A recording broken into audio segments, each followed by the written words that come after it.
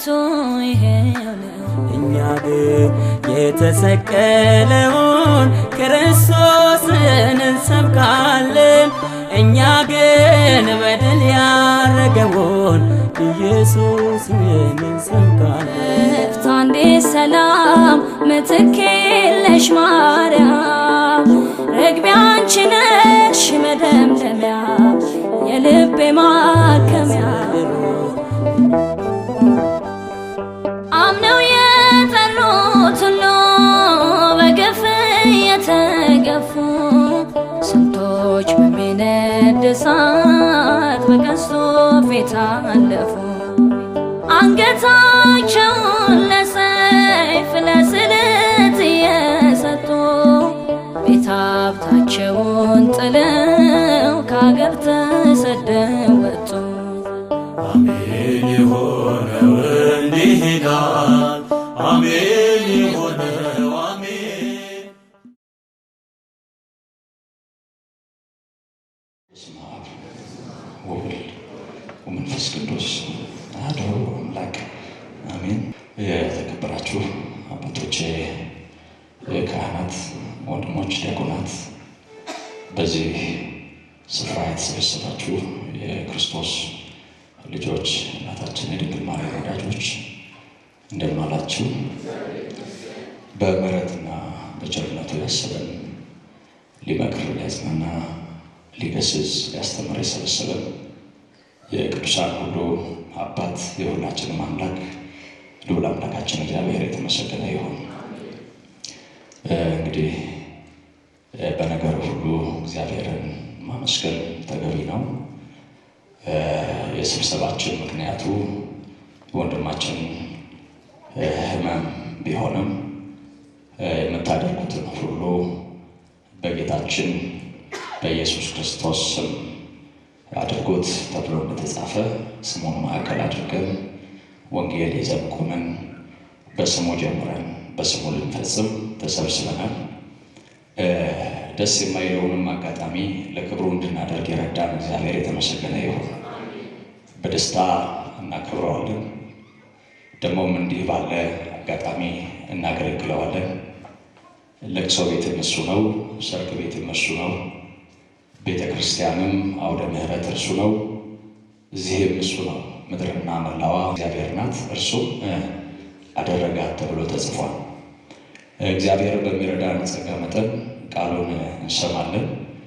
የሁላችንም አባት ልዑል እግዚአብሔር እንደምንፈልገው ሳይሆን እንደሚያስፈልገን ነግሮን እነ እንትና ዘምረው ነበር፣ ሰባኪው ገሌ ነበር ከሚለው ባሻገር እግዚአብሔር ለእኔ ትምህርት ነበረው፣ አግኝቶኛል፣ ተምሬያለሁ ብለን እንድንወጣ እግዚአብሔር ይረዳል። ያው ሰው በልዩ ልዩ ምክንያት ይሰበሰባል። ዋናው ምክንያታችን ቅድም እንዳልኩት የወንድማችን ሕመም ነው። ከሁሉ በላይ ደግሞ እግዚአብሔር ክብራችን ነው። በስሙ ነው ሁሉም ነገር የሚሆንልን። እኛ አገልጋዮች ነን፣ ሌላ ስራ የለንም። ስራችን አጋጣሚዎች ሁሉ በፈቀዱልን መስመር እንኳን ምክንያት አግኝተን ያለ ምክንያትም እርሱን ማገልገል ነው። ቅዱስ ጳውሎስ በጊዜው አለ ጊዜው ያለው ለክርስቶስ የማይሆን ጊዜ የለም። ወንጌል የማይሰበክበት ጊዜ የለም። ተወደደም ተጠላም እርሱ ነው መጀመሪያውና መጨረሻው። ስለዚህ ሲመቸንም ደስ ብሎት አገልግሉ የሚለን ሲኖርም አጉረምራሚና አኩራፊም ሲኖር ተወደደም ተጠላም እውነቱ እሱ ነው፣ ሌላ የለም። ይሄንን እውነት ይዘን ቆመናል። የእውነት አባት የሁላችንም አምላክ እርሱ ጉባኤያችን ላይ እንዲገኝ መገኘቱ እንዲሰማን ህልውናው እንዲታወቀን ደስ ብሎን እንድንዘምር አምልከነው እንድንወጣ ደግሞም እግዚአብሔር በረዳን መጠን ከወንድማችን ጋር በጽድቅ እንድንቆም የእርሱ መልካም ፈቃድ ይሁን። እንድንማሩበት የመረጥኩት የትምህርታችን መነሻና ርዕስ የሚሆነን ኃይለ ቃል በሐዋርያት ሥራ ምዕራፍ 4 ቁጥር 2 ላይ ያለ ይሆናል።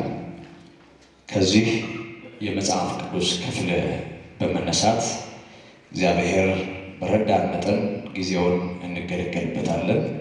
አሁንም እግዚአብሔር ከሁላችን ጋር ይሁን። እስኪ አሜን በሉ። እግዚአብሔር ከሁላችን ጋር ይሁን ማለት ስላለብን አይደለም። እግዚአብሔር ከሁላችን ጋር ይሁን። እግዚአብሔር ነው እያልን ያለነው እሱ ከሁሉ በላይ ነው። እናምናለን አብሮን እንዳለ አንድና ሁለት ሆናችሁ በስሜ ባላችሁበት በዛ አለሁ ነው ያለን። ከአንድም ከሁለትም በላይ ነን። እግዚአብሔር ከኛ ጋር ነው።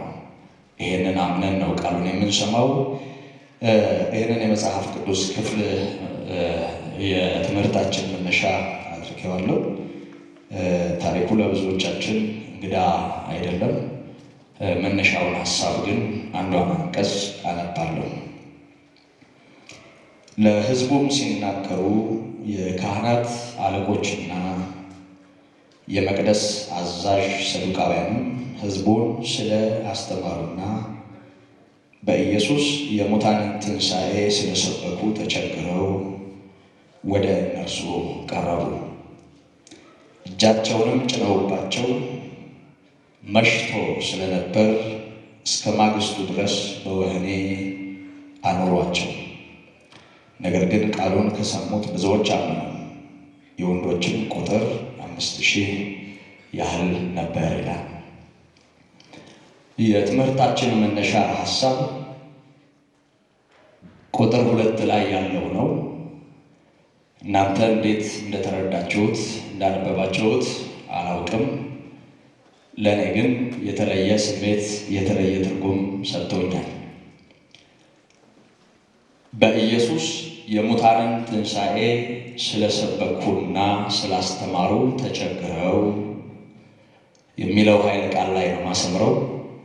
እንዳለ ቃሉን ስለወሰድኩት ርዕስ ለማድረግ ይቸግራችሁ ይሆናል። እንደው ቀለል አድርጎ ኢየሱስ እንደ ችግር ልትሉ ትችላላችሁ። ይቻለን መልክ አልባ ናት፣ ታውቃላችሁ። ሌባውም ያስጨንቃታል። ንጹሐ ባህሪ የሆነው ክርስቶስንም መሸከም አቅቷታል። ኃጢአት፣ ደዌ፣ በሽታ፣ ልዩ ልዩ ነገር የምድሪቱ ዕዳ ነው። የሚያሳዝነው ነገር የዛ ነው ያህል ክርስቶስም ለምድሪቱ ሸክም ሆኗል። ታሪኩን ሁላችንም እንደምናስታውሰው ቅዱስ ዮሐንስ ከቅዱስ ጴጥሮስ ጋር መልካም በሚሏት ደጅ መመላለሻ ዘመኑን ሙሉ በልመና ይተዳደር የነበረው ሰው ለልመና በተቀመጠበት መንገድ ዳርቻ ለጸሎት ወደ መቅደስ ሲወጡ ገንዘብ እንጂ ሌላን በጭራሽ አስቦ የማያውቅ ሕሙም መንገድ ላይ ተቀምጦ እንደነበረ ቃሉ ይናገራል። ይህ ሰው መጽሐፉ እንደሚናገረው ከልጅነቱ ጀምሮ እጆቹና እግሮቹ የማይሰራ ሰው፣ በሰው እርዳታ በቃሬዛ ይወጣል፣ ያገኘውን ይለቅማል። ለፈውስ አይደለም ለዕለት ጉርሱ የያዘውን ይዞ ደግሞ ይገባል። ዘመንን ሙሉ ሰው ትከሻ ላይ መሆን፣ ዘመንን ሙሉ በሌላው መታገዝ፣ ዘመንን ሙሉ ራስን ችሎ አለመቆም ከባድ ነው። ይሄ ህመምተኛ ከዚህ ውጪ ሌላ ምንም ነገር ማሰብ አይችልም። ረጅሙን ዘመን ያሳለፈው እንደዚህ ስለሆነ ያገኘውን እየተመገበ ኖሮ ማለፍ ነው የእሱ እድል ፈንታ። ቃሉ እንደሚነግረን ቅዱስ ጴጥሮስ ከዮሐንስ ጋር በዚያ ሲያልፍ ይህን ሰው ተመለከተው፣ ወደ እርሱ ቀረብ አለ። እኔ ቢጤ አንድ ሰው ወደ እርሱ ሲጠጋ ኪሱን ፈትሾ ያገኘውን አውጥቶ እንደሚሰጠው ወይም እንደሚበትንለት ነው የሚያስበው። እርግጠኛ ነኝ ከዚህ የተለየ ራዕይ፣ ሐሳብ፣ ምኞት አይኖረውም። ይህንን ሐዋርያው ስለተረዳ አንተ ሰው ወደኛ ተመልከት አለው። ቅዱስ ጴጥሮስ ቃል አወጣ፣ እንሰጥህ ዘንድ ብርና ወርቅ የለንም። እንኳን ብርና ወርቅ የሌላቸው ምስኪኖች ሆኑ፣ እንኳን ድሆች ሆኑ። ብር ቢኖራቸው ብር ሊሰጡት ነው አይደል? ሳንቲም ቢኖራቸው ሳንቲም ሊሰጡት ነው። እንኳን የሌላቸው ሆኖ ምክንያቱም ብዙዎች የሚጠብቁት ገንዘብ የሌላቸው እነዚህ ገንዘብ ቢኖራቸው ኖሮ ይህንን ሃይማኖታዊ እውነት በእምነት ለመዘርጋት ያላቸው ነገር እንቅፋት ሊሆንባቸው ይችል ይሆናል። ወጣ አድርጎ ጣል አድርጎ ዞር ብሎ መሄድ ግን የለንም አሉ። ስለዚህ ገንዘብ ከሌላቸው ያላቸው መገለጥ አለበት አይደል? ምንም የሌላቸው አይደሉም፣ ገንዘብ ነው የሌላቸው። ክርስቲያን ባዶ አይደለም። ገንዘብ ላይኖርህ ይችላል። ደስ ብሎ እልል አሰኝተህ የምትሰጠው ኪስህ ላይ ላይኖር ይችላል። ፕሮግራሙ የገቢ ማሰባሰቢያ ፕሮግራም ነው። ምናልባት እዚህ ላይ የምትሰነዝረው ስለሌለ ውስጥህ ቅር ይለው ይሆናል። ምናልባት ቢኖረኝ ብለህ ታስብ ይሆናል። ብር ላይኖርህ ይችላል። ግን ሌላ ነገር የለህም? የለንም ወይ? ክርስቶስ የለህም? ከሁሉ የተሻለው ከብርና ከወርቅ የሚልቀው በእነዚህ ነገሮች በምንም ተአምር የማይመጠነው ክርስቶስ በልባቸው ነበር። ይሄንን እውነት ለመግለጥ እድል አገኘው። ወገኖቼ ምንድን ነው ያለን? ከሁሉ በላይ የማይነጠቀው ምንድን ነው? ጌታችን ኢየሱስ ክርስቶስ ለማርታ የተናገረውን ታስታውሳላችሁ። ማርታ ማርታ በብዙ ትጨነቂያለሽ፣ በብዙም ትታወቂያለሽ። የሚያስፈልገው አንድና ጥቂት ነው። ማርያም የማይቀሟትን በጎ ዕድል መረጠች። የማይነጠቅ አንዳች ነገር ከፀሐይ በታች የለም። የኛ ከምንለው እኛነታችን ጀምሮ ይሄ ከአፈር ከተበጀው አካላችን ጀምሮ የሕይወት እስትንፋስ ተሰጥቶት ሕያው ከሆነው ማንነታችን ጀምሮ ወገኖቼ ዘመናችንን ሙሉ ተስፋ ያደረግነውና ያጠራቀምነው ሁሉ እግዚአብሔር እስከፈቀደልን የምንገለገልበት ግን ሊነጠቅ የሚችል ባዶ ነገር እንደሆነ እናምናለን። ምንድን ነው የማይወሰድ? እንደማናጣው አስበን ደስ የምንሰኝበት ምንድን ነው? ሁሉም ነገር ያሰቅቃል። ታውቃላችሁ፣ የማይነጠቅ ምንም ነገር የለም። የማይለወጥ አንዳች ነገር የለም። እኛ እየተገረምን ግራ እየተጋባን ሁሉ ቋሚ እየመሰለን በሁሉ እየተጨነቀን እንኖራለን እንጂ ያጨበጨበን ጣጣ ማምጣቱ አይቀርም። ክብርም ወደ ውርደት፣ ሐዘንም ወደ ደስታ፣ ደስታም ወደ ሐዘን፣ ማግኘትም ወደ ማጣት፣ ማጣትም ወደ ማግኘት የማይገለባበጥበት ዋስትና የለም። መጽሐፉ እንደሚናገረው የማይነጠቀው ዕድል በልባችን የነገሰው ክርስቶስ ብቻ ነው። እሱ ሕያው ነው። የሚነጠቅ ቢሆን ኖሮ መቃብር ሲገባ ያበቃለት ነበር። ድንጋይ ሲገጠምበት ይበቃ ነበር። እንጨት ላይ ሲንጠለጠል ይቆም ነበር የክርስቶስ ጉዳይ። እሾህ ሲጫንበት ጀርባው በጅራፍ ሲተለተል እንደ ወንበዴ እንደ ነውረኛ እየተገፋ ወደ መስቀል ሲወጣ ምንም ማድረግ እንደማይችል ምስኪን ያ ሁሉ ሲዘባበትበት የክርስቶስ ጉዳይ እዚያው ይደመደም ነበር። ግን ሕያው ነው። መቃብር የማይይዘው ሕያው፣ ፍቅሩን መከራ ከሰው ልብና አእምሮ ያላደበዘዘው ሕያው፣ ለተረዱት ለሚያውቁት የዘላለም እውነት የሆነ ሕያው እሱ ብቻ ነው። ሞትን ተሻጋሪና አሻጋሪው ማይነጠቅ ዕድል እሱ ነው። እንኳን እሱ ኖራቸው ወገኖቼ። ክርስቲያን ባዶ አይደለም። ምንም እንደሌለህ አታስብ። ምስኪን እንደሆንክ አታስብ። ተስፋ እንደሌለህ አታስብ። ትንሽ እንደሆንክ አታስብ።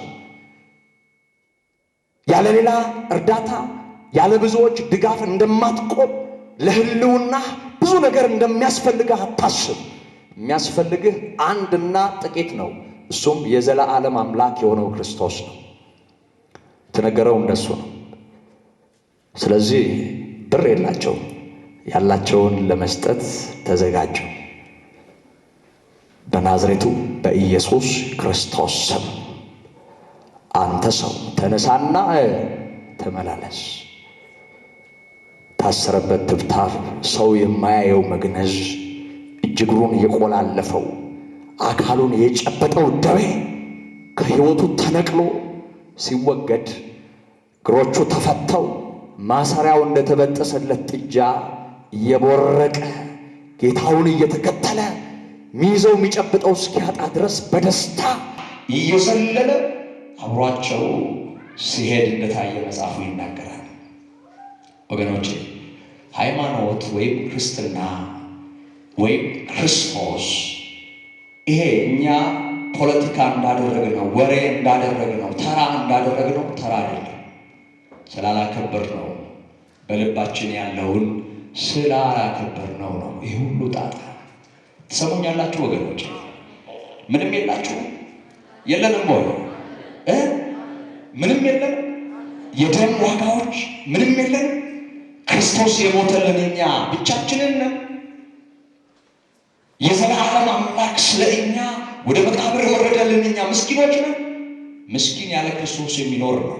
ምስኪን ሕይወት ማለት እንደው ዝም ብሎ ተሽቀርቅሮ ወጥቶ ገብቶ ማለፍ የመሰለው ነው። ምስኪን ያለ እግዚአብሔር ኖሮ በብዙ ዓለማዊ ነገር ተከቦ ክርስቶስ እንደማያስፈልገው እየገባው ሕይወት ብሎ ይሄንን ኖሮ የሚያልፍ ነው። እኔ ምስኪን አይደለሁም። እኔ ትንሽ አይደለሁም። ክርስቶስ ያለው ባዶ አይደለም። እውነቴን ነው የምላችሁ፣ እግዚአብሔር ከሁሉ በላይ ነው።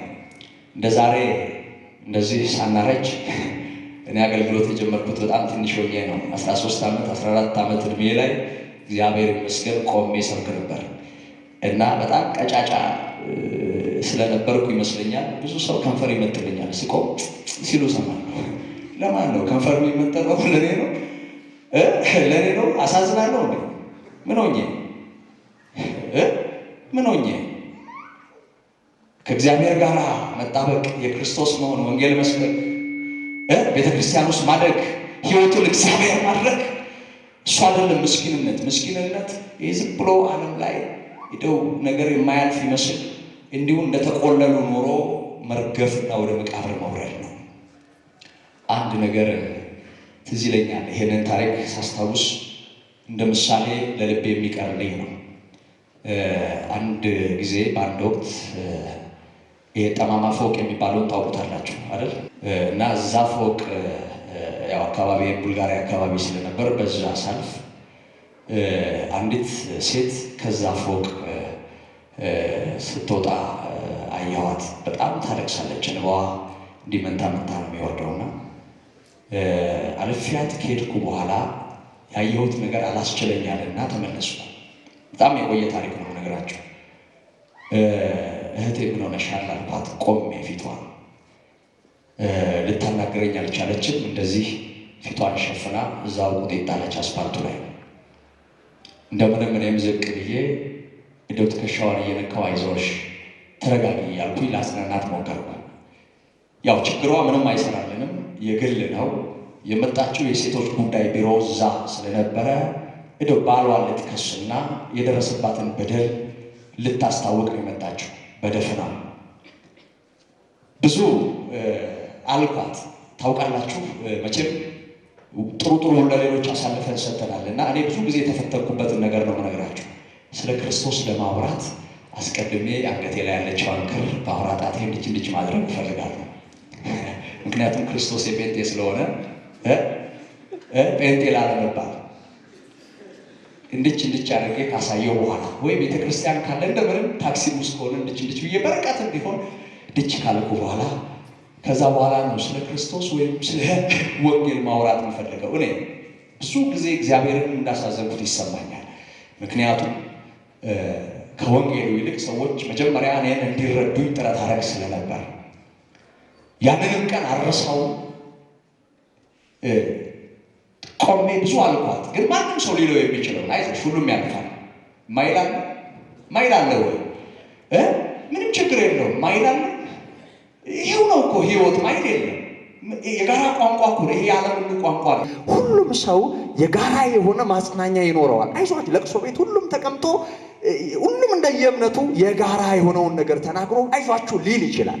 እኔም እንደዛ ማንነቴን በማያሳይ መልኩ የጋራ የሆነ ወሬ ያወራሁ። አይዞሽ ሁሉም ያልፋል፣ በእያንዳንዱ ጓዳ እንዲህ አይነት ነገር አለ ሄዶ ምናምን አልኩና ወንጌሏን ወደ ጎን ትቼ ሌላ ቀን እድል ካገኘሁ እነግራታለሁ ብዬ የዛን ቀን መቼም አድራሻ አምጪ ማለት ይከብዳል። የራሴን ስልክ ሰጠው። ሞባይል የለም እንደ ዛሬው። የቤት ስልክ ሰጠሁና ተለያየን። ከሄድኩ በኋላ ግን ሰላም አልነበረኝ። በጣም አስታውሳት ነበር። ለቅሶ ፊቴ ስለነበረ ጓደኞቼ አሉ። ያኔ ትንንሽ ሰንበት ተማሪዎች ነን፣ እንደ ዛሬው እንዳይመስላችሁ። ከሁሉም ገንዘብ ሰበሰብኩ። እንደው አንድ እንዲህ የምታዝን ሴት፣ እንዲህ የምታለቅስ ሴት አይቼ በጣም አዝኛለሁና ሜዳ ላይ የወደቀች ሴት ናት፣ እንርዳት ባካችሁ እያልኩ ከዚህም ለቀምኩ። 5-10 ብር ምናምን ሰበሰብኩና ያው እንደነገርኳችሁ አድራሻዋን ስላልወሰድኩ ከ2 ሳምንት በኋላ ሄድኩ። እዛው ጠማማ ፎቅ ምናልባት ስትመጣ ካገኘው ብዬ። የሚገርመው ነገር እንደ ያኔው ስታለቅስ አላገኘኋትም እንጂ ከ2 ሳምንት በኋላ ከዚያው ህንፃ ስትወጣ አገኘኋት። አይ ይሄ እግዚአብሔር ቀን ነው አልኩና አገኘኋት። ትንሽ መጽናናት ያላት ትመስላለች። ትንሽ ሄድን፣ አብረን ሸኘኋት። ከዛ አድራሻ ተለዋወጥን። እንደው በግድ የያዝኳትን ብር የሰበሰብኳትን ከጓደኞቼ እሷን እጇ ላይ በግድ ሰጠኋትና እንደው የሚረባ እንዳይመስላችሁ ያው ብቻ የተሰማኝን ነው ያችን ሰጠሁና እሷም እየገረማት ተለያየን። አድራሻ ተቀያየረን። እስከ ዛሬ ድረስ አልተገናኘንም። ባጭሩ ግን ምናልባት ከ2 ዓመት በኋላ ሊሆን ይችላል።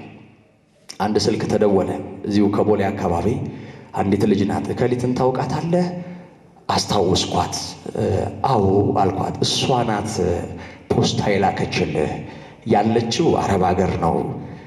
ይህንን ስጪው ብላኛለች እና እባክህ የት ላገኘህ አለችኝ። ያለችበት መጣሁና ፖስታውን ተቀበልኩ። በደንብ ብጥ ያለ ነው ግን ብር አይደለም ብር አይደለም። ውስጡ ፎቶግራፎች አሉ እና እጥፍጥፍ ያለ በደንብ የተጻፈ ደብዳቤ አለ እና መጀመሪያ ፎቶውን ነው ያየሁት። ፎቶውን ሳይ ደስ አላለኝም። የሆነ ልቤን የሆነ ነገር ብቻ ነካው፣ አዘንኩ። እንግዲህ ያው አንተዋወቅም ብያችኋለሁ። ያቺው ናት ስለኔ ያላት ግንዛቤ እንግዲህ አልፎልኛል። ደስ ይበልህ ይመስላል መልእክቱ እና የሆነ ከፈረንጆች ጋር እየደነሰች የሆነ ብቻ ባር ውስጥ ነው እንደዛ ሆና ቃይ የሆነ ነገር ለባብሳ ብቻ በተለያየ አይነት ስታይል ፎቶ ልካለች። እንግዲህ አልፎልኛው ነው፣ እውነቷን ነው፣ አልፎላት ይሆናል። ግን እኔ አዘንኩ። እርግጠኛ ነኝ ሌላው ይቅር መንፈሳዊ ሰው እንደሆንኩ ነግሬያት በሆን መንፈሳዊ መልእክት አስተላልፌ በሆን እንደው ሁሉ ቀርቶ ስለ ክርስቶስ አንድ ነገር ወርወር አድርጌ ቢሆን ኖሮ ሌላው ይቅር ምንም ልትሆን ትችላለች። በእርግጠኝነት እንደዛ አይነት ፎቶግራፎች ግን አትልክልኝም ነበር። ግን ትልቁን ወደኋላ አድርጌ የኔን ትንሽ ነገር ትልቅ አድርጌ ቀን ማለፉን ረስቼ እድል አንዴ እንደሆነ ዘንግቼ በእኔ ቤት ረድቻታለሁ። ግን እስካሁን ድረስ በተለይ ይሄ መጽሐፍ ቅዱስ ክፍል ያስታውሰኛል። መልእክቴ ይገባችኋል ወገኖቼ? በጣም ነው የሚቆጨኝ። ገንዘብ ከማስብ ጓደኞቼን ከማስቸግር ምን አለ ሕይወት የሚሆናትን እውነት ነግሬያት በሆነ። አንሶብኝ ነው አይደል? ክርስቶስ አንሶብኝ እኮ ነው። ክርስቶስ ዋጋ ተከፍሎ ወደ ሰው ልብና ሕይወት በሰማዕትነት የደረሰው ክርስቶስ እግዚአብሔር የረዳቸው ሾህ ለብሰው ከእንስሳ ጋር ታግለው ተገርፈው በመከራ የሰበኩት እውነት ለእኔ ትንሽ ሆኖብኝ ገንዘብ አስቀድሜ እስካሁን ድረስ ልቤ ያዝናል። ይገባችኋል አይደል? ምለው ነገር ወገኖቼ፣ ክርስቶስ ካነሰባችሁ እንደናንተ ትንሽ የለም። እርሱን ወደ ኋላ ያደረግንባቸው ዘመናት የተረገሙ ይሆኑ። ያለ እርሱ ምንም ነገር የለም። አስተዋልንም አላስተዋልንም መጀመሪያችንም መጨረሻችንም እሱ ነው። ቅድም ሲጀመር በዕለተ ዓርብ የፍቅር መገለጫዎች ሆነን ተፈጥረናል ሲል ነበር ወንድሜ። በዚያው ዕለት ስለ እኛ ራሱን አሳልፎ ሰጥቷል። የጀመረን እርሱ ነው። ፍጻሜያችንም እሱ ነው ወገኖቼ። ብቻ ልመልሳችሁ ወደ ታሪኩ። ያለንን እንስጥ አሉት።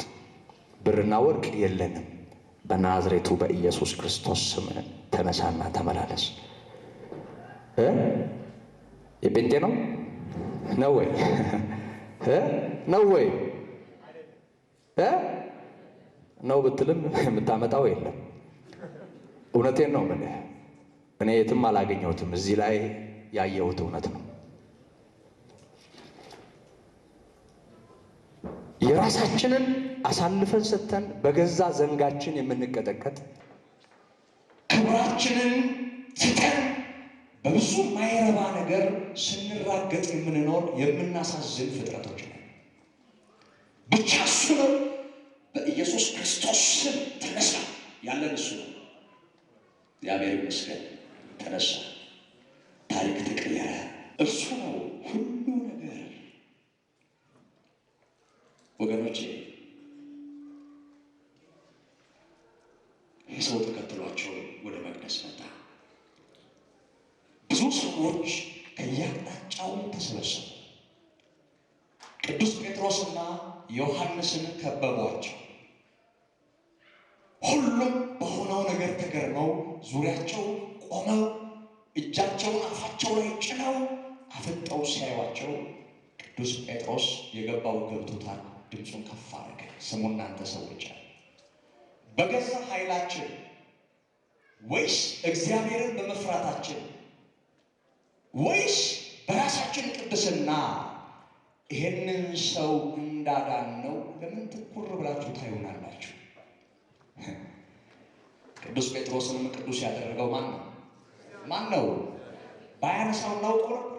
ምሕረት ባይደረግለት፣ ይቅርታስ ባይደረግለት ቅዱስ ጳውሎስ ተብሎ ይጠራ ነበር። ዮሐንስስ ከአሳ አጥማጅነት ይወጣ ነበር። ቅዱስ ጴጥሮስስ ከሃዲ ከመባል ይተርፍ ነበር። ወገኖቼ የቅዱሳን ክብር አምላካችን ክርስቶስ ነው ከትቢያ እያነሳ ይሸላል ነው የሚያቆም፣ በደም እያጠበ ቀድሶ የሚያከብር የቅዱሳን ክብራቸው የኔና የእናንተ ጌታ አምላካችን ክርስቶስ እንደ ቀደሳቸውና ለዚህ ክብር እንዳበቃቸው ያውቅ ነበር ቅዱስ ጴጥሮስ። ስሙ እናንተ ሰዎች በገዛ ኃይላችን በገዛ ቅድስናችን ወይስ እግዚአብሔርን በመፍራታችን ይሄንን እንዳደረግነው ለምን ትኩር ብላችሁ ታዩናላችሁ? ጲላጦስ እንኳ ሊፈታው ወዶ እያለ ወንበዴን አስለቅቃችሁ በሕዝብ ሁሉ ፊት የካዳችሁት ክርስቶስን ይኸው እግዚአብሔር አከበረዋል። ወንበዴ ተሽሏችሁ፣ ሌባ ተሽሏችሁ። ስጀምረው ዓለም መልኩ አይታወቅም ያልኳችሁ ለዚህ ነው ኢየሱስ ክርስቶስ መስቀል ላይ ተንጠልጥሎ የሚያደርጉትን አያውቁምና ይቅር በላቸው ብሎ የፍቅር ልመናን የለመነው። ሰው እግዚአብሔር ካረዳው ምን እየሰራ እንደሆነ አያውቅም። ሰው ከገዛ ጥቅሙ ጋር ይላተማል ወገኖች፣ ከገዛ ሕይወቱ ጋር፣ ከገዛ ክብሩ ጋር፣ ከገዛ ተስፋው ጋር፣ ከገዛ መድኃኒቱ ጋር የሚላተም የሚረባውን የማያውቅ ምስኪን ሰው ነው። እንደ ሰው አሳዛኝ የለም።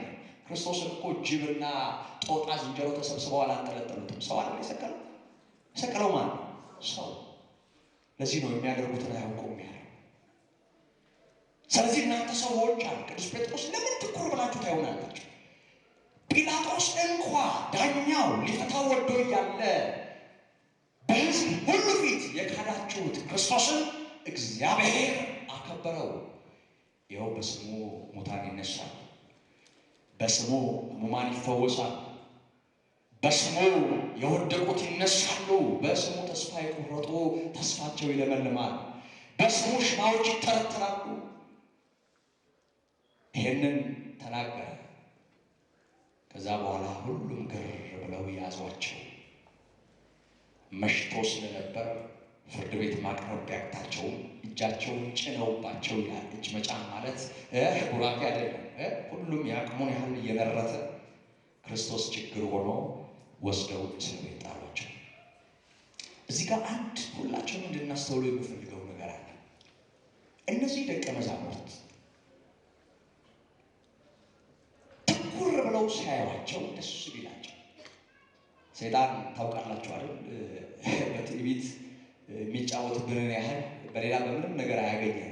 ይሄ ትምክህት፣ ትዕቢት፣ የራስ ወዳድነት፣ ከንቱ ውዳሴ ክፉ ደዌ ነው። ይኸው የመከራው ቀን ያለፉ ክብርን ለአምላካቸው የሰጡ ናቸው። ኃጥእ በገዛ ነፍሱ ፈቃድ ይወደሳል ይላል ዳዊት። ውዳሴ ከንቱን የሚጠማ ሰው ዋረዱና መውደቁ አይቀርም። እነዚህ የእግዚአብሔር ሰዎች ራሳቸውን ትተው አምላካቸውን ከፍ ያደረጉ ናቸው። አስተውሉ። ክብርን ሁሉ ለእርሱ ሰጥተው በእርሱ ጽድቅ ቅድስና እንደሆነላቸው መስክረው የሕዝብን ሁሉ ፊት ወደ ክርስቶስ ሲያዞሩ ሁሉ እጁን አነሱ። ሊደበድብ እየሮጠ መጣ። እርግጠኛ ነኝ የሆነው ነገር ደስ ብሏቸው ልባቸውን ፈታ አድርገው ቢቀመጡ ዱላዋ አይከተልም ነበር። እየሰማችሁ የምናገረው ነገር ዱላዋ አይመጣም ነበር። ተሸንፈሃል።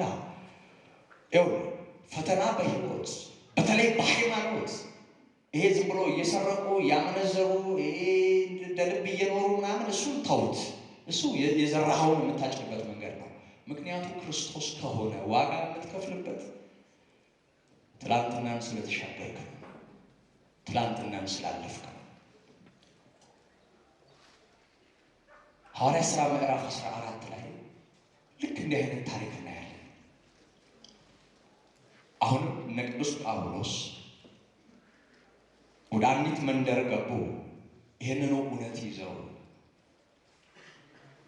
እጁ የሰለለ ሰው ይሄ ነቀዝና አረማሞ የተጫወተበትን ሰብል አይታችሁ ከሆነ ትል እንደበላው አገዳ የቀጠነ እጅ ያለው እጁ የሰለለበትን ሰው አየ። ቅዱስ ጳውሎስ ለመዳን እምነት እንዳለው ተመለከተ። አንተ ሰው በናዝሬቱ በኢየሱስ ክርስቶስ ስም ተነሳ አለው። አሁንም ያ ሰው እጁ ደህና ሆነች ይላል ቃል። እንዲህ አይነት ነገር ሆኖ ስለማያውቅ እነርሱ ደግሞ በከተማቸው ሄርሜንና ዲያ የሚባሉ አማልክቶችን በማምለክ የኖሩ ስለነበሩ አንድ ኃይል ከላይ እንደወደቀ ተሰማቸው። ሄርሜንና ዲያ የሚባሉት አማልክቶቻችን ከሰማይ ወረዱ። ስለዚህ ተሯሩጠው የአበባ ጉንጉን ይዘው የጥጃ መስዋዕት ይዘው መጡ። ሊሰውላቸው አበባ ራሳቸው ላይ ሊያጠሩላቸው። ቅዱስ ጳውሎስ ልብሱን ተረተረ ከላይ እስከታች ድረስ። ልብስ መቅደድ በእስራኤል ባህል የከፍተኛ ሐዘን ምልክት ነው። ንስሐ ሲገቡ ልብሳቸውን ይተረትራሉ። ሲጾሙ ሲጸልዩ ልብሳቸውን ይቀዳሉ። በተለያዩ ኃጢአቶች ሲመቱ ሐዘን ሲነካቸው ልብሳቸውን ተርትረው ትቢያ ላይ ይንከባለላሉ። በነ ዳዊት ሕይወት የምናውቀው እውነት ነው። ልብሱን ተረተረ ከላይ እስከታች። ልብስ መተርተር ምን ማለት ነው? እኛ አልተመሰገንም ብለን ምን ተረትረው ይኖራል እንጂ ምስጋና ስለመጣ ልንተረትር ይገባችኋል? ልዩነታችንን ይገባችኋል? ታስተውሉታላችሁ? ቅዱሳን በተባሉት ቅዱሳን፣ እውነተኛ በሆኑት ቅዱሳን፣ ንጹሐን በሆኑት ቅዱሳን እውነትና ሕይወት ምን ማለት እንደሆነ በሚያስተውሉት ቅዱሳን፣ ይሄ በስም ቅዱሳኖቹ አይደለም፣ በእውነተኞቹ ቅዱሳን ሕይወት ውስጥ ታላቁ ማን ነው? ማን ነው ታላቁ? ኢየሱስ ክርስቶስ። ስለዚህ ክብርን ለእርሱ ለምደዋል። የተጠሩበት ዓላማ ነው። ለእርሱ የመጣውን አልወሰዱም። ያላቸውን ሁሉ ራሱን ለሰጣቸው ክርስቶስ አሳልፈው ሰጥተው ልብሳቸውን ታጥረው ሜዳ ላይ ወደቁ። ስላልተመሰገኑ አይደለም፣ ከንቱ ውዳሴ እንዳያንሸራትታቸው ቅዱስ ጳውሎስ ጆሮውን ያዘ። ስሙ እናንተ ሰዎች አለ፣ እባካችሁ የምታቀርቡትን መስዋዕት ለአምላካችንና ለአባታችን ለኢየሱስ ክርስቶስ አቅርቡት። እኛ እንደናንተ የምንሰማ ሰዎች ነን፣ እባካችሁ ተው ብለው ይላል ቃሉ። በጭንቅ አስተዋቸው ነው የሚለው፣ በጭንቅ። ስለዚህ ጥጃውን ገፉ። የመጣውን የአበባ ጉንጉን ሳይቀበሉ ቀሩ። ከንቱ ውዳሴ እዛው ከንቱ ሆነ። ኑሯቸው ለክርስቶስ አደረጉ። ሰይጣን እንዳልተሳካለት ሲገባው ይሁት እዛው ምዕራፍ 14 ላይ ዱላ የያዙ ሰዎች አስነስተው ቆመጥ ይዘው ወጡ። ታስተውላላችሁ? እርግጠኛ ነኝ ጥጃውን ተቀብለው ቢሆን ኖሮ ዱላው ይቀር ነበር። ዱላው ይቀር ነበር። ዱላው እንዲቀርልህ ትፈልጋለህ? ትፈልጋለህ ወይ? ተወው ክርስቶስን፣ ችግር የለም። ወንጌሉን ተወው። ይሄ የዘላለም እውነትና ሕይወት ከሆነው ጋር መጣበቅህን አቁም። ከፈራኸው ከተውከው መንገዱ ይኸው ነው። እዛም ማይቀርልህ ቢሆን በሌላ መልኩ የሆነው ሆኖ ይኸው ከንቱ ውዳሴ ሲከፉ እዚህ ጋር ሌላ ዱላ መጣ። ያሳዝናል። ታሪኩን አይታችሁታል። ሐዋርያት ሥራ ምዕራፍ 14 ጨፍጭፈው በሞትና በሕይወት መካከል ራሱን ሲሰጥ እንደሞተ ተሰምቷቸው ጥለውት ሄዱ። እነሱ ከሄዱ በኋላ ወደ ራሱ የተመለሰው ሐዋርያ አቧራውን አራግፎ ከወደቀበት ተነስቶ ሲሮጥ ታየ። ምንድን ነው ይሄ ቃል የሚያስተምረን? የመጀመሪያውን ፈተና ስላለፉ ነው ሁለተኛ የመጣው። በገዳመ ቆሮንቶስ ክርስቶስ በተፈተነበት ወቅት ሰይጣን ያመጣቸውን ፈተናዎች ኢየሱስ ክርስቶስ ባያልፋቸው ኖሮ ስለ እንጀራ ሲነገረው በዚያ ተታሎ ቢሆን እንደ ሰው ወድቆ ቢሆን ኖሮ ክርስቶስ አይሰቀልም። ታውቃላችሁ? የተሸነፈ ነው፣ የወደቀ ነው። ስትቶት ይሄን ነበር። ስላልተሸነፈ ሰይጣን ያመጣውን ፈተና በድል ስላለፈ፣ ስለዚህ በእንዲህ አይነት ቅራቅንቦ እንደማይረታ ስለገባው የመጨረሻው ነገር ችንካር ማደላደል፣ ጦር ማሾል እንደነበረ መጽሐፉ ይናገራል። ይኸው ነው የምድሪቱ መልክ። ሉቃስ 4 በደንብ አስተውላችሁታል። እነዛን 3 ከበባድ የሆኑ ፈተናዎች ይዞ መጣ ሰይጣን። እነዚህ ፈተናዎች መጽሐፉ እንደሚናገረው 40 ቀን ከተፈተናቸው ፈተናዎች ከበድ ያሉ ፈተናዎች ናቸው እንጂ 40ውንም ቀን ከዲያብሎስ ተፈተነ ነው የሚለው። በዲያብሎስ የተጻፉት እነዚህ ናቸው። 40ውን ቀን ለክርስቶስ ያ የጸሎት ጊዜና ስፍራ የመከራ እንደነበረ ታሪኩ ይናገራል። 40ውን ቀን በዚያም በዚህም ሲሞግተው፣ ሲፈትነው፣ ሲያስጠብበው የቆየው ክፉ 40ው ቀን ሲፈጸም የመጨረሻ የሆኑ ፈተናዎችን ይዞ መጣ። ሰይጣን ዝም ብሎ መጥቶ አይላትም። ያውቃል ማንን በየትኛው መንገድ ቢመጣበት እንደሚያሸንፈው። ስለዚህ የተራበ ነው ክርስቶስ 40 ቀን እንዳልበላ ያውቃል። አንድ እጀ ጠባብ ለብሶ የኖረ ምስኪን ድሃ፣ ከድሃ ቤተሰብ እንደተገኘ የሚታሰብ ግርግም ውስጥ የተወለደ ምስኪን ለድሃና ለረሃብተኛ ምን እንደሚያስፈልገው በደንብ አጥንቶ ተዘጋጅቶ መጣ። ስለዚህ የመጀመሪያው ፈተና ለረሃብተኛ ዳቦ ነው አይደል? ዳቦ ውሃ ሲጠማን ውሃ ነው የሚያስፈልገው። ይኸው በምትናፍቀው በምትፈልገው እንደጎደለ በምታስበው ነገር ነው የምትፈተነው። ምንም ጥርጥር የለም። ሁሉ በሁሉም ነገር ይደክማል እንዴ? ሁሉም ሰው ይደክማል። ሁሉም ሰው በሁሉም ነገር አይበረታም። አንዳንዱን የሚያስጨንቅ ሌላው የሚሻገርበት ሊሆን ይችላል። ሁሉም ሰው በሁሉም ነገር ያው አይደለም። እኛ ግን አልታደልንም። በአንድ ድካም በሆነ ችግር ያገኘነው ሰው በዚያው ተባስቶ ለዘላለም እንደማይጠቅም ዕቃ ነው በሕይወታችን የሚታሰብ። ይሄ የኔና የእናንተ ልምምድ ነው። ሁሉም ሰው ባዶ አይደለም። ሁላችንም ሕይወት ውስጥ የምንፈተንበትና ማናልፋቸው የየራሳችን የሆኑ መስቀሎች አሉ። ደግሞ የበረታንባቸው ነገሮች አሉ። እኔ በየትኛው መንገድ ጠንካራ እንደሆንኩ አውቀዋለሁ። የትኛውም እንደሚያስፈራኝ አውቀዋለሁ። በሁሉ ነገር ትበረታላችሁ። እነሱ ነው ስለ ራሳችን ያለን ግንዛቤ። በሁሉ ነገር ሰው ልክ ነው ወገኖች። ደግሞ በሁሉም ነገር አይደግምም። ደግሞ በሁሉም ነገር ባዶ አይሆንም። ሰው የሆነ ጥሩ ነገር ይኖረዋል፣ ደግሞ ብዙ ማይረባ ነገር ይኖረዋል፣ ደግሞ ሌላ ጥሩ ነገር ይኖረዋል። ሰው እንደዚህ ነው። ስለዚህ ስስ የሆነውን መንገድ ለመግባት የተከፈተው ቀዳዳ ሰይጣን ወደኛ ህይወት ሲመጣ ምን እንደሚያሸንፈን ያውቃል።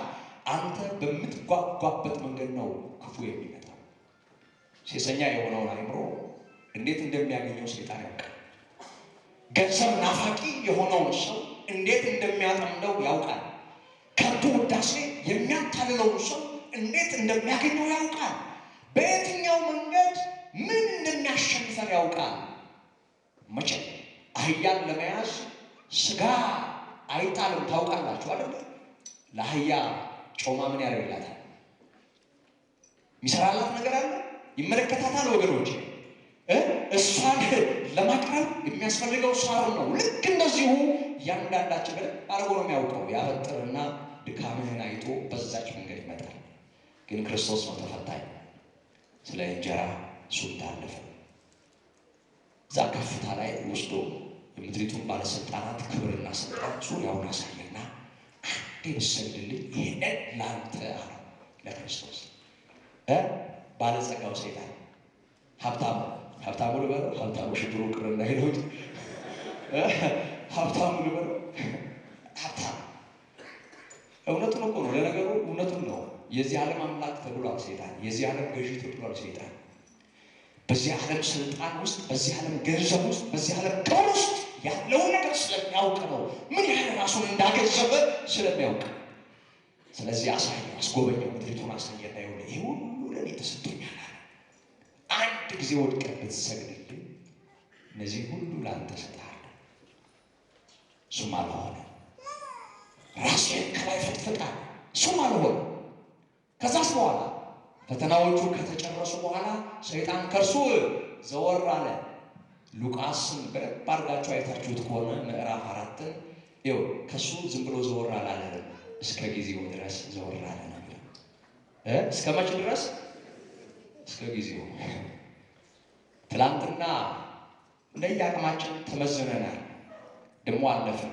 ትንሽ ጊዜ ሰላም መስሎ መቦረቅ ስንጀምር፣ መዘመር ስንጀምር፣ ደስ ብሎን ሀገር ሰላም ነው ብለን መሮጥ ስንጀምር ደግሞ እስከ ጊዜው ዞር ያለው ክፉ ደግሞ መጣ። ትሰማለህ? አሁንም እግዚአብሔር ነው ያሻግርሃል። ግን አበቃ ማለት ነው። ነገ ጠዋት ወይም ነገ ማታ በኢትዮጵያ ቴሌቪዥን ቅዱስ ፓትርያርኩ ብቅ ብለው ከዚህ በኋላ እንትናን እንትን የሚል ከዚህ በኋላ ወንጀል ነው ያኔ እንደጻፋት ደብዳቤ አይሆንም። ከዚህ በኋላ ይሄ ታንሶ ምናምን እያላችሁ ቤተክርስቲያን የምትበጠብጡ የምታውቁ ሰዎች ስነ ስርዓት ያዙ፣ በህግ ትዳኛላችሁ። እሳቸው ልፍ እንዳሉ ደግሞ ሌላ ባለስልጣን ብቅ ብሎ ይሄ ወንጀል ስለሆነ እያንዳንዱ እንደ ስራው ቢል ትንሽ ሰሞን ድችል ልንል እንችላለን። እውነት ነው፣ ደስ ልልን ይችላል። እግዚአብሔር ይመስገን ቢሆን ቀን ሰጠን አምላክ። ቅዱስ ፓትርያርኩ እንደዚህ ያሉ የመንግስት መግለጫ ወጣ፣ እንደዚህ ሆነ፣ ደስ ብሎን የተወሰነች ወቅት እንደሱ ነው። እረፍ ብለህ ደስ ብሎ መቦረቅ ሲጀምር ይሄዳል፣ ተናፍሶ ይመጣል። በረሃ ለበረሃ መጽሐፉ ነው የሚናገረው። ሰይጣን ከሰው ከወጣ በኋላ እልም ወዳለ በረሃ ይሄዳል። ደግሞ የወጣሁበት ቤት እንዴት እንደሆነ ልይ ብሎ ተመልሶ ይመጣል ይላል። ተመልሶ ሲመጣ ብቻውን አይደለም የሚመጣው፣ የከፉትን 7 አስከትሎ ይመጣል። የተጻፈ ነው። ምን ላድርግ? ይዞ ይመጣል ተመልሶ። ከመጀመሪያው ይልቅ ለዚያ ሰው ሁለተኛው የከፋ ነው ወዮለት ይላል። የተባለበት አንቀጽ ለየት ያለ ቢሆንም ይሄው ነው የዚህች ምድር መልኳ፣ ይሄው ነው። የፈተና ዘመን አለ፣ ደግሞ የመሻገር ወቅት አለ፣ ደግሞ የመፈተን ወቅት አለ፣ ደግሞ የመሻገር ወቅት አለ። እነዚህን ሁሉ ዘመናት እግዚአብሔር ረድቶን ወገባችንን ታጥቀን ከቆየን መጨረሻው እንደ ደጋጎቹ መጋዝ እንደተዘጋጀላቸው በሰይፍ እንደተቆረጡ አይሆንም እንዴ? አይሆንም? እኔ ገብቶኛል። ለመቆረጥ የተዘጋጀ እስካለ ድረስ ብዙ ቆራጭ እንዳለ ገብቶኛል። እውነቴን ነው ብላችሁ አይቻለሁ። በዚህ ትንሽ ጊዜ የጨከነ ለመገደል ለወንጌል የጨከነ ካለ ብዙ ጨካኝ አውሬ፣ ብዙ ነፍሰ ገዳይ እንዳለ ያው ውጭ አይደለም እዚህ እንዳለ አይቻልም። ማን ከኛ ጋር እንዳለ ከማን ጋር እንደቆምን አይቻልም። በዚህ አጭርና ትንሽ እቺ በምትባል የአገልግሎት ጊዜና ወቅት አንተ ጨክን፣ አንተ በርታ ብቻ ለክርስቶስ ይደቁሳል፣ ያሻል። እውነት ነዋ፣ የተጻፈ ነው። እስከ ጊዜው ዞር አለ ይላል። ሄዶ ቀረ። ከዛ በኋላ ሲያሳምስ ቆየ አይደል? ሲያደማ ቆየ። ጸሐፍት ፈሪሳውያን አይምሮ ላይ ገብቶ ሲያተራመስ ሕግ ተላላፊ ነው፣ የአባቶቹን ስርዓትና ወግ ጥሷል፣ ይህን መቅደስ አፍርሶት ብሎ ይህን 40 ምናምን ዓመት የፈጀውን መቅደስ አንዴ አፍርሶት እያለ ነው። ደግሞ ፖለቲከኛ ነው፣ ለቄሳር ግብር መክፈል አይገባም አለ።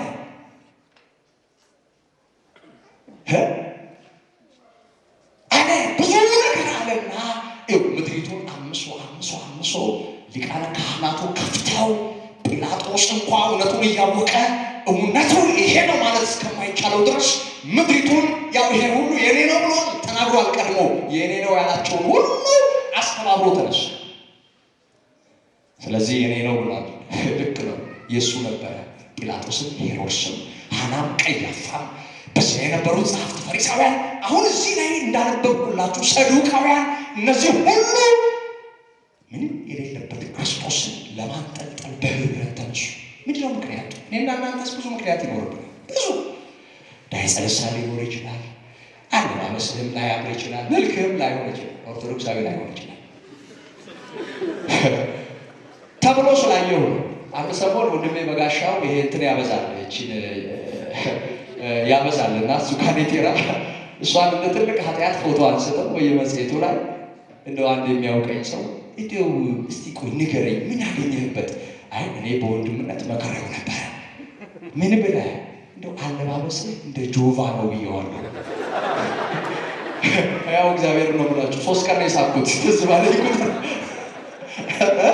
ምንም አያምርም። እሱ በሆነ ምክንያት ምንም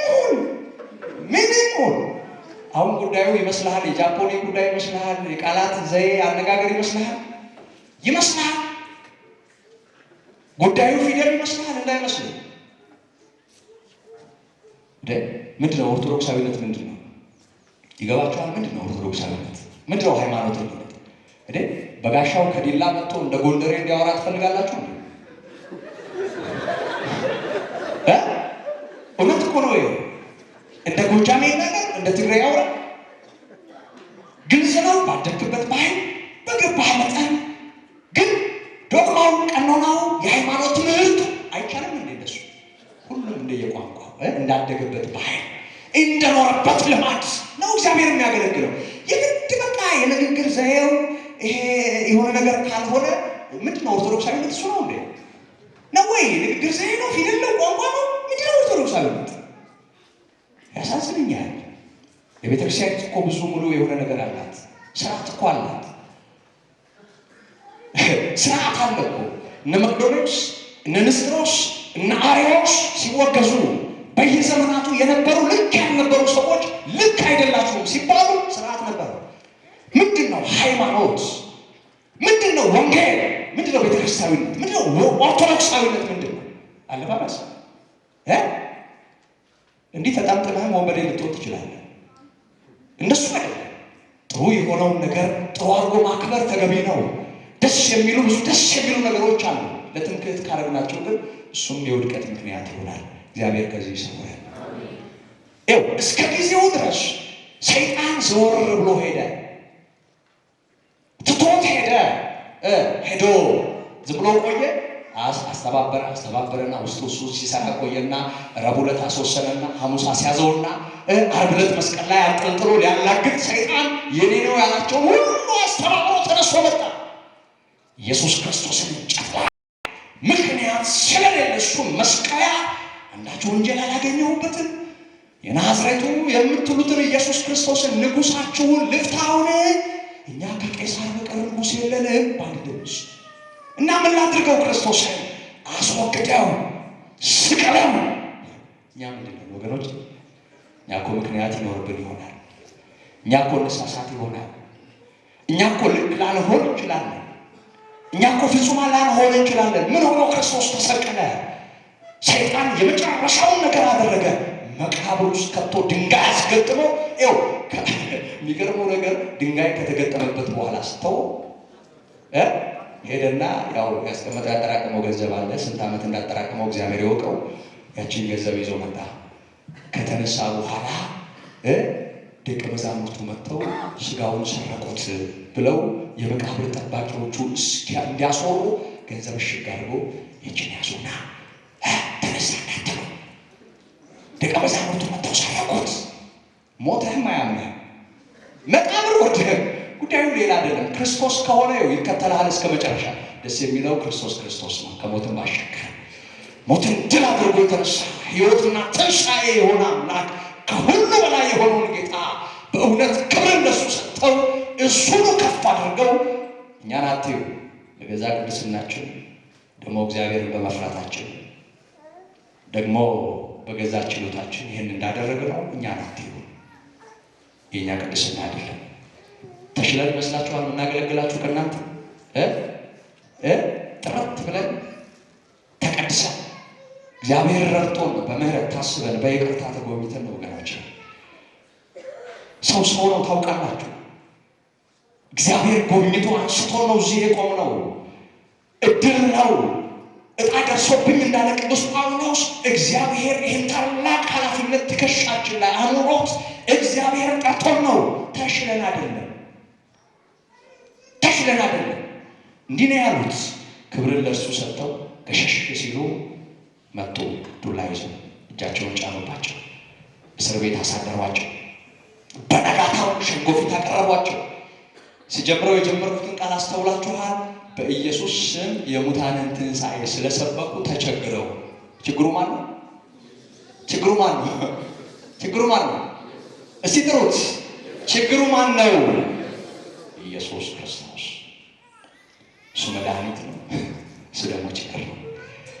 ዛሬ 3 ዓመት በፊት ክርስቲያን የሆነ ሰዋል።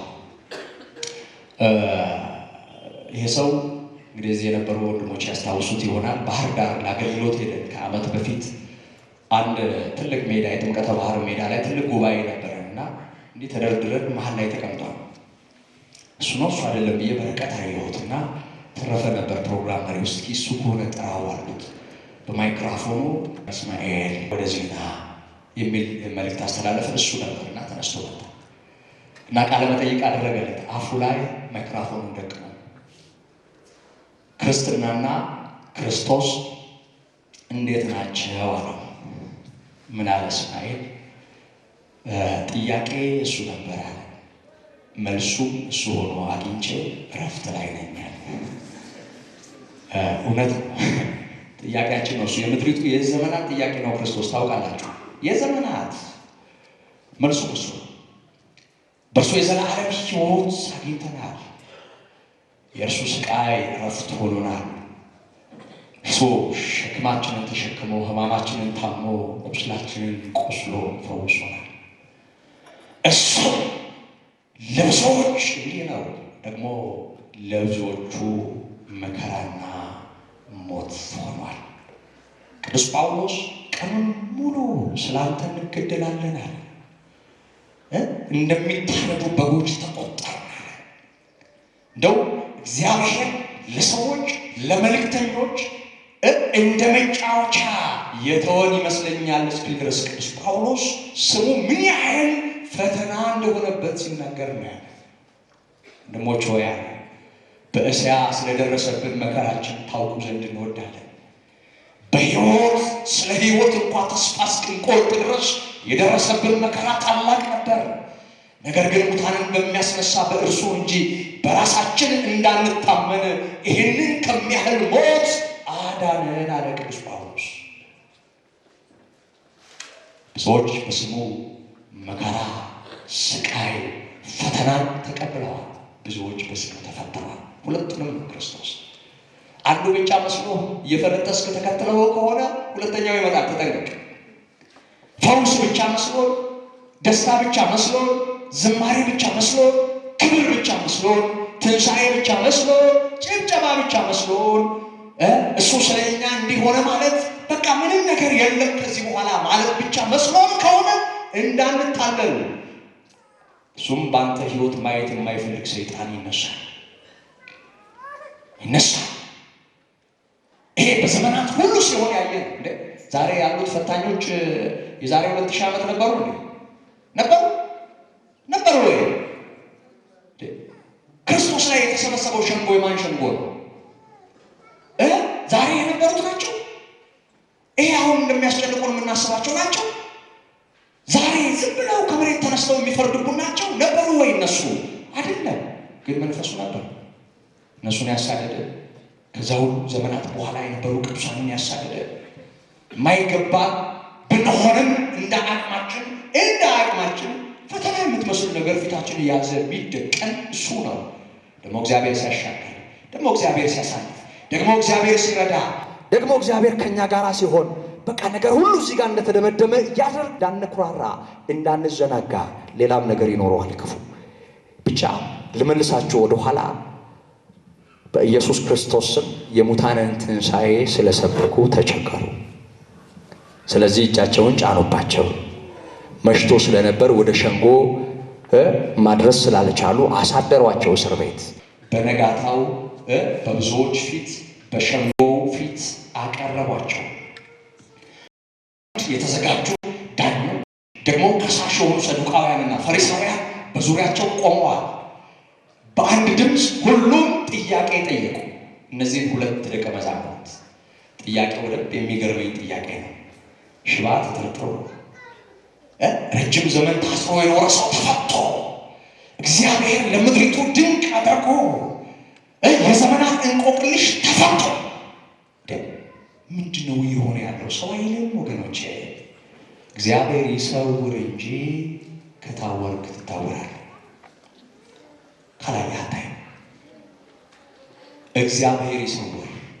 ወደ አትክልቱ ስፍራ ደቀ መዛሙርቱን ከኋላ እስከትሎ የወጣው ክርስቶስ ራሱን አሳልፎ በሰጠበት ምሽት ጎመድ፣ ሰይፍ፣ ዱላ የያዙ ፋና የያዙ እሳት የያዙ ጨለማውን ቀደው በጌቴሴማኒ የነበረውን የአትክልቱን ስፍራ እየጣሱ ሌባ እንደሚይዝ ሰው እየተራወጡ ሲመጡ ክርስቶስ ቀደመ። ደቀ መዛሙርቱ በሱ ምክንያት እነሱን ላይ መጡ። ልክ ፊታቸው እንደ ቆመ አዩትና ደንገጥ ብለው ቆሙ። ማንን ትፈልጋላችሁ አላቸው። የናዝሬቱ ኢየሱስን አሉ። እኔ ነኝ ሲላቸው ተፍገምግመው ወደቁ። እንደምንም ተነሱ። አሁንም ማንን ትፈልጋላችሁ አልኳችሁ አላቸው። የናዝሬቱ ኢየሱስን አሉ። ክርስቶስ መለስ አለና እንኪያስ የምትፈልጉት የናዝሬቱ ኢየሱስን ከሆነ የናዝሬቱ ኢየሱስ እኔ ነኝ፣ እነዚህን ተዋቸው ይሄዱዋል። ደቀ መዛሙርቱን ወደ ኋላ ከልሎ ራሱን አሳልፎ ሰጠ። ሰይፍና ጎመድ ፋና ይዛችሁ ወንበዴ እንደምትይዙ ልትይዙ ይመጣችሁ ያለው ክርስቶስ ይህን ተናግሮ ሳይጨርስ ቅዱስ ጴጥሮስ የደበቀውን ቢላ ወይም ካራ ወይም ሰይፍ አውጥቶ ከነዛ ሊቃነ ካህናትና ክፎች አጠገብ የነበረውን የማልኮስን ጆሮ ገነጠለ። ክርስቶስ ድምፅ አሰማ። ድምፁን ከፍ አድርጎ ይህንንስ ፍቀዱልኝ አለ። እዛ ጋ ጆሮ ተቆርጦ ወድቋል። ይህንንስ ፍቀዱልኝ። ሁሉም ቆም። የሆነው ነገር የሚያስደነግጥ ነው። ካልታወረን በቀር ደም ማየት ደስ አይልም። ታውቃላችሁ? ደስ ይላችኋል? ደስ ይላል ሰው ሲመታ፣ ሲደማ፣ ሲፈነከት ምናምን። እኔ እንጃ ምን አይነት ህሊና እንዳለው ሰው አይገባኝም። ምን አይነት አእምሮ እንዳለው ሰው እኔ አይገባኝም። እኔ በጣም ማየት አልፈልግም። ሰው ሲጎዳ ማየት በጣም አስቀያሚ ነገር ነው። ያስደነግጣል። ደም ደንግጠው ቆመዋል። ይሄንንስ ፍቀዱልኝ አለ። ሁለቴ ተራምዶ ተበጥሳ የተንጠለጠለችዋን ጆሮ እዛው ግጥም አድርገው እንደገና ሰውየው ደህና ሆነ። እንደው ከዚህ መቀጠል ነበረባቸው ወገኖቼ፣ ነበረባቸው ከዚህ እንደው ማለፍ። እዩት፣ ገዳዩን ሲምር እያዩት፣ ጆሮ ገንጣዩን ገስጾ ጠላቱን ሲታደግ እያዩ ማለፍ ነበረባቸው። የሚያሳዝነኝና የሚገርመኝ ታሪክ ነው። እዛው ያ የዳነ ሰው አጠገብ ቆመው እሱንም ሳይጨምር አይቀርም ሁሉም ተረባርበው ክርስቶስን ያዙት፣ ያዳፉ፣ እየረገጡ ይዘውት ሄዱ። ስለዚህ ሰውን ምንድን ነው የሚያስተምረው? ሰውን ምንድን ነው ሰው የሚያደርገው? ሰውን ምንድን ነው ወደ ህሊና የሚመልሰው? ሰው ምንድን ነው ማስተዋል የሚሰጠው? ሰው መቼ ነው እግዚአብሔርን የሚረዳው? እግዚአብሔር ካልረዳ እንደ ጨለመብህ ኖረ እንደ ጨለመብህ ታልፋለህ። እግዚአብሔር ከእንዲህ አይነት ጨለማ የሰውረን ወገኖች። ሰው እያየ እኮ አያየም። ከምን ጋር እየተላተመ እንደሆነ ምን እንደሆነ የሚጸየፈው ምን እንደሆነ የሚጠላው ምን እንደሚሰራ አይገባው። እግዚአብሔር ካረዳ ወስደው ሰቀሉት። ምንም ምክንያት ሳይኖራቸው ይሄን አደረጉ። አስተውሉ። አሁንም እዚህ አይሁድ ሸንጎ ፊት የሆነውን ነገር አስተውሉ። አቁመው እንዴት ዳነ ከማለት ይልቅ በማን ወይስ በማን ስልጣን አዳናችሁት? ጉዳዩ ለካ መዳን አለመዳን አይደለም። አዳኙ ማን ነው ነው ጉዳዩ። ይኸው አውሊያም ስም ይጠራ፣ የዛሬም ስም ይጠራ፣ ምንም ጠርተህ ኑር፣ ምንም ጠርተህ ብላ፣ ምንም ጠርተህ ይሻላል። ለሰይጣን ጉዳዩ አይደለም። ግን በክርስቶስ ስም ከሆነ ያ የሆነው አይን ውስጥ ገብተሃል። ይኸው ድሃ ብንሆን ባይሳካልን ሰይጣን የሚስቅ ይመስላችኋል? ደስ ብሎት አዳያት የሚል ይመስላችኋል? ባለጠጋ ስለሆን ገንዘብ ስላለንስ የሚከፋው ይመስላችኋል ሰይጣን? እንደዚህ ነው የምትረዱት? እንደሱ እኮ አይደለም። እንደሱ አይደለም። ኢዮብን ሊፈትን የመጣው ክፉ ብዙ ነገር ነስቶ ከነ ልጆቹ አሳጥቶ ባለጸጋውን አደህይቶ እንዲያጉረመርም ሲታገለው ነው ያለ። ምስኪኑ ክርስቶስ ጋር ምስኪን መስሎ የታየው ክርስቶስ ጋር ሲመጣ ደግሞ ሀብታም ሆኖ መጣልን። ይሄ ሁሉ እሰጥሃለሁ። ስለዚህ መስጠትም አይደለም ጉዳዩ፣ መንጠቅም አይደለም ጉዳዩ። ይኸው ድሃም ሁን ሀብታምም ሁን የተሳካልህ ሁን ያልተሳካልህ ሁን፣ በዚህ ሁሉ ነገር የህይወትህ ማዕከል እሱ ከሆነ ግን አትፈልግም። እሱ ነው። ስለዚህ እያለ ያለው ነገር ምንድነው? በማን ስም ነው ይሄ ሰው ያዳናችሁ? በማን ስም አለ ቅዱስ ጴጥሮስ። ያገርጋራው ያፈሪ በአንዲት የቀያፋ ሰራተኛ ፊት ስሙን መጥራት የከበደው ሰው ድምፁን ከፍ አደረገ። ስሙ እናንተ ሰዎች ለዚህ ለድውዩ ሰው ስለተደረገው ተአምራት ብንመረምር እናንተ በሰቀላችሁት እግዚአብሔር ግን የሞትን ጣር አጥፍቶ ባስነሳው በናዝሬቱ በኢየሱስ ክርስቶስ ስም ይሄ ሰው ደህና ሆኖ እንደቆመ እኛ ሳንሆን እናንተ ምስክሮች ናችሁ። እንዴት በማን ስም አዳናችሁ ትሉናላችሁ? ማን አለ የሚያድን? ማን አለ የሚፈውስ?